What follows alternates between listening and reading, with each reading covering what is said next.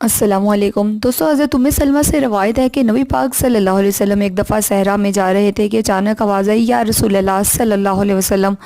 نبی پاک نے ادھر ادھر دیکھا لیکن کچھ بھی نظر نہ آیا۔ آپ آگے چلے، پھر آواز آئی، یا رسول اللہ صلی اللہ علیہ وسلم۔ نبی پاک نے جب غور فرمایا تو دیکھا کہ ایک ہرن جس کے گلے میں رسی بندھی ہوئی ہے وہ آپ کو پکار رہی ہے۔ آپ صلی اللہ علیہ وسلم اس کے پاس تشریف لے گئے تو وہ ہرن کہنے لگی، یا رسول اللہ، مجھے ایک شکاری نے یہاں پر باندھا ہے، میں اللہ کی رضا پر راضی ہوں، لیکن میرے دو چھوٹے چھوٹے بچے ہیں جو بھوک کی وجہ سے رو رہے ہیں، اگر آپ مجھے کھول دیں تو میں انہیں دودھ پلا کر واپس آ جاؤں گی۔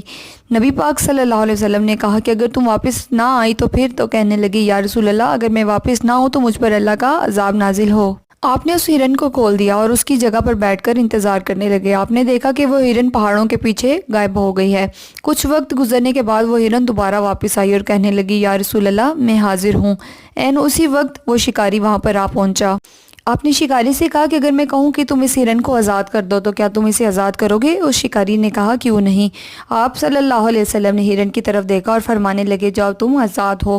وہ ہرن بہت خوش ہوئی اور نبی پاک صلی اللہ علیہ وسلم کو دیکھ کر کہنے لگی، میں گواہی دیتی ہوں اللہ کے سوا کوئی عبادت کے لائق نہیں اور آپ اللہ کے آخری رسول ہیں۔ سبحان اللہ۔ اور دیکھتے ہی دیکھتے پہاڑوں میں غائب ہو گئی۔